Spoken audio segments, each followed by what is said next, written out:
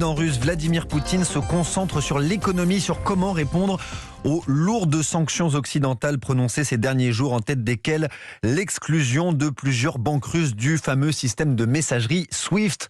Carole Ferry, chef du service économie d'Europe 1, est avec nous. Bonjour Carole. Bonjour. On la présente comme l'arme nucléaire économique. C'est vrai que les conséquences sont lourdes pour les banques exclues de ce système SWIFT incontournable de la finance internationale. Et oui, c'est lourd puisque cette décision, elle exclut finalement la Russie des échanges commerciaux avec le reste du monde. Pour bien comprendre, SWIFT, c'est le système qui permet d'envoyer nos informations bancaires d'un point A à un point B en toute sécurité. Par exemple, si vous faites un achat en Russie, votre banque française utilise SWIFT pour communiquer vos coordonnées bancaires à la banque russe avec le fameux code IBAN, vous savez. Ça veut dire là que toutes les importations et exportations avec la Russie sont bloquées, sauf dans le secteur de l'énergie, puisque vous savez, si on coupait les paiements du gaz, par exemple, ça voulait dire que l'Allemagne ne pouvait plus acheter de gaz aux Russes. Or, c'est leur principal fournisseur. Alors, les conséquences sont très dures, bien sûr, pour la Russie, mais pas totalement incontournables. Il va sans doute y avoir davantage d'échanges en crypto-monnaie, avec des bitcoins, par exemple. Et puis surtout, Vladimir Poutine dispose d'un SWIFT alternatif avec la Chine. Ça veut dire que non seulement la Russie peut continuer à avoir des échanges commerciaux avec d'autres pays, mais elle peut aussi demander à ses pays amis d'effectuer des paiements à sa place, par exemple, et puis de les rembourser ensuite. Des parades sont donc possibles, mais disons que ça ne va quand même pas faciliter le financement de la guerre pour Poutine. L'éclairage de Carole Ferry, chef du service économie d'Europe 1. Restez avec nous, Carole, parce que pour mieux comprendre les enjeux maintenant, nous accueillons Frédéric Farah, économiste et enseignant à Paris 1. Bonjour. Bonjour.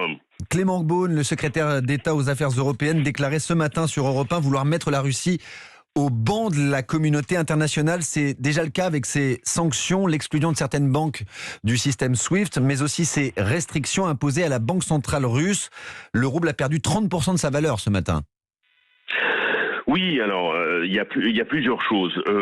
Tout d'abord, effectivement, le système SWIFT est très important. Il y a 300 banques russes qui sont concernées, on peut dire aussi directement. Et n'oublions pas, on le disait tout à l'heure, le système SWIFT, c'est 11 000 banques dans le monde et 200 territoires qui sont reliés par ça. Donc, dans le cas, effectivement, des rapports entre la France et la Russie, n'oublions pas une chose.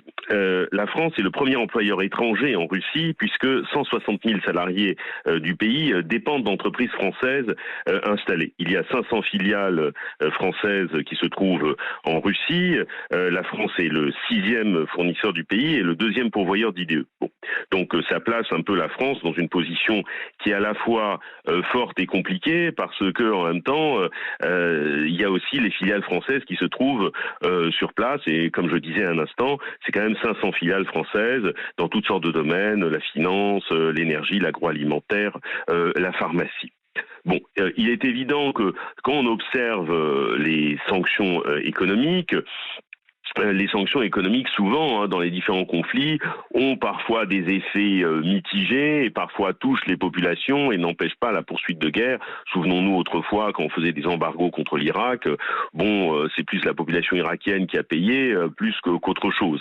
Donc c'est pour cela que aujourd'hui, maintenant, on tente d'attaquer aussi le cœur du problème, c'est-à-dire la question de la banque centrale et la monnaie russe et la capacité pour la Russie de se refinancer sur les marchés.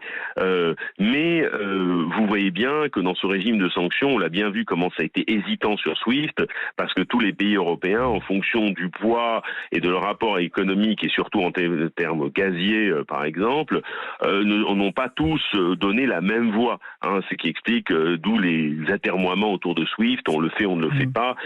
Ça, c'était aussi un signe. Donc, la question, c'est que, évidemment, il s'agit de trouver des sanctions efficaces, mais en même temps, les Européens ne sont pas bêtes. Ils ne veulent pas aussi que ça se retourne contre eux. Justement, veuillez m'excuser, vous parliez effectivement de toutes les entreprises françaises présentes en Russie. On a aussi 35 entreprises du CAC 40. C'est quoi les conséquences pour elles très précisément là-bas? Et est-ce que Poutine pourrait essayer de se retourner contre nos entreprises également?